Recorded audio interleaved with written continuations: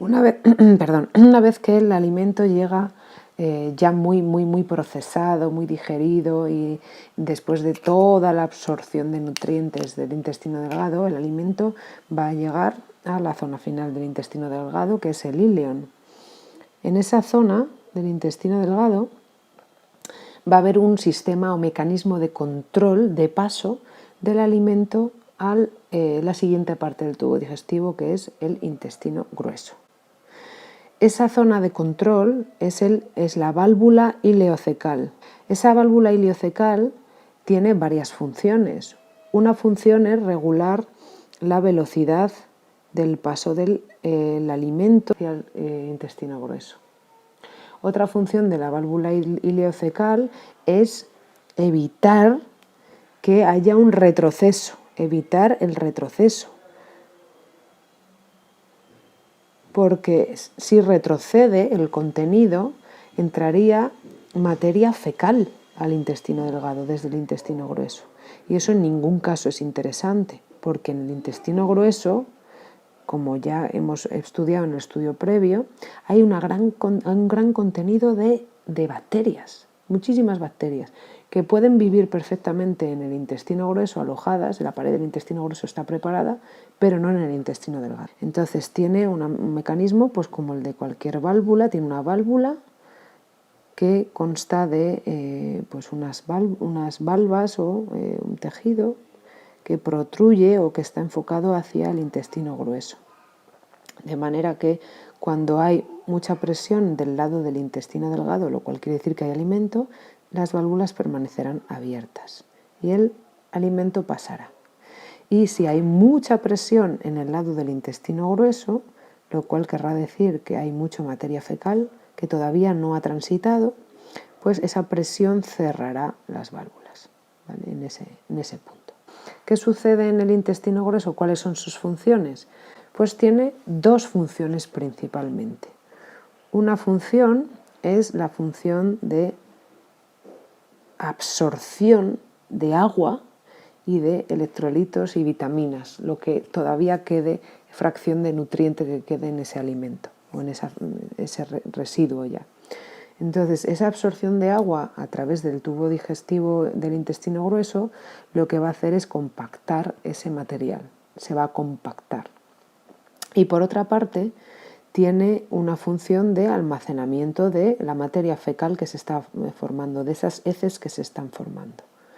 Y estas dos funciones se llevan a cabo en zonas diferentes. La zona de, digamos, de absorción de agua y electrolitos se lleva a cabo fundamentalmente en la parte proximal, que estaría constituida por ciego, colon ascendente y la mitad del colon transverso.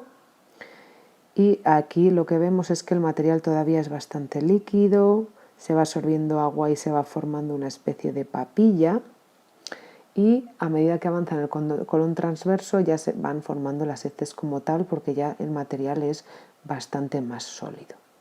Entonces, la función de almacenamiento se llevaría a cabo en la parte distal, que estaría formada por el colon transverso, la parte distal del colon transverso y el colon descendente.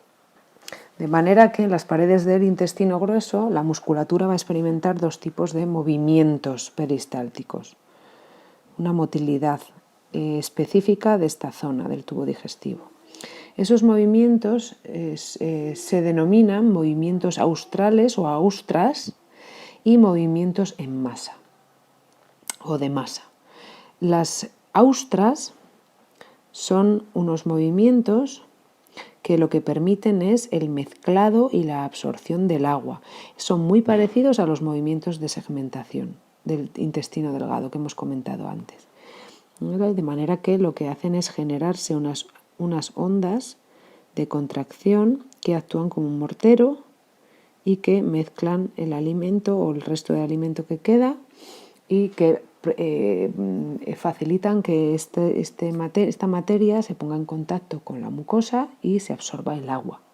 Fundamentalmente hay canales para el agua y algunas vitaminas y demás.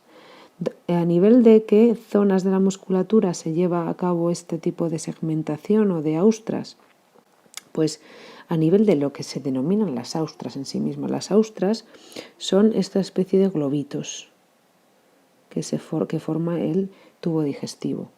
Esos globitos o protrusiones de la pared del tubo digestivo se forman porque la musculatura circular está muy contraída a intervalos regulares, está contraída en estas líneas, ahí está contraída, y porque también hay una contracción de la musculatura longitudinal en una banda central, que es esta banda de aquí.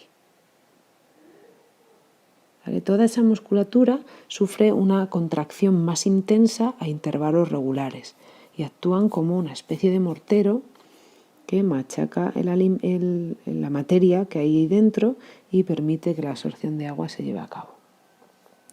Y finalmente hay otro movimiento que es un movimiento de propulsión y se llama movimientos de masa, concretamente en el intestino grueso.